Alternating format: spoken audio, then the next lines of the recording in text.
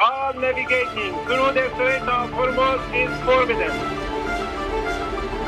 ডলারের আধিপত্য ভেঙে পড়লেই ভেঙে যাবে মার্কিন সাম্রাজ্য একথা ভালো করেই জানে সবাই। সেই প্রাণভোমরাতেই এবার ভয়ঙ্কর আঘাত হানার প্রস্তুতি নিচ্ছে ইরান। পেছনে আছে চীন, আর এ কাজে তারা হাতিয়ার করেছে হরমুজ প্রণালীকে। বন্ধ থাকা হরমুজ প্রণালীতে জাহাজ চলাচলের অনুমতির বিনিময়ে তারা ডলারের বদলে চীনের মুদ্রা ইউয়ান ব্যবহারের শর্ত জুড়ে দিয়েছে। এটি বাস্তবায়িত হলে ডলারের শক্তি ব্যবহার করে গড়ে ওঠা মার্কিন সাম্রাজ্যবাদ এমন ধাক্কা খাবে যা আগে কখনো ঘটেনি। Lily ultra soft serum gel, যা গভীর থেকে স্কিনে দেয় 3 গুণ সিরাম হাইড্রেশন। সিরাম জেল হাইড্রেশনে ব্রাইট থাকো সব সিজনে।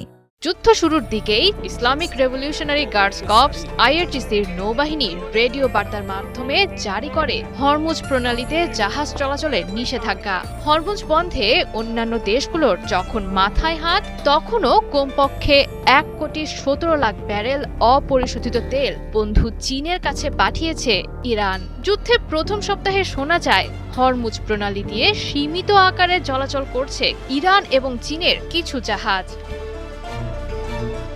হরমুজ বন্ধের ফলে জ্বালানি সংকটে যখন বিশ্ব অর্থনীতি পার করছে কঠিন সময়, তখন নতুন কৌশল সামনে আনলো ইরান।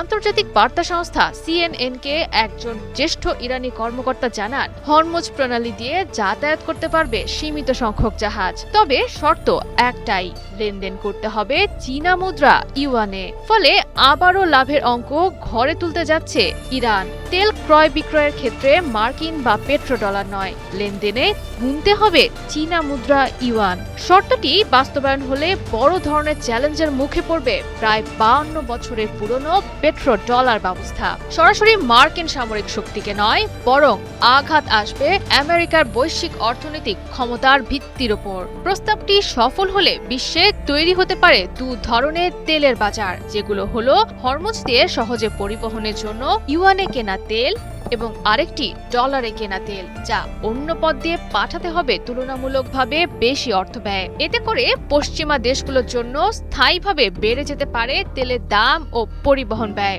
ইতোমধ্যেই গেল 28 ফেব্রুয়ারি পর থেকে চীনে যাওয়া ইরানি তেলবাহী ট্যাঙ্কারগুলোকে দাম পরিশোধ করা হচ্ছে ইউয়ানে। ইউয়ানের প্রচলনে বাস্তবিক অর্থেই যদি ডলারের প্রতি নির্ভরতা কমে, তবে বৈদেশিক মুদ্রার উপর চাপ কমাতে পারবে চীন। তেলের মতো গুরুত্বপূর্ণ পণ্য কেনার জন্য অন্যান্য দেশগুলো তাদের রিজার্ভে রাখবে ইউয়ান। চীন তেল আমদানিতেও পাবে বাড়তি সুবিধা।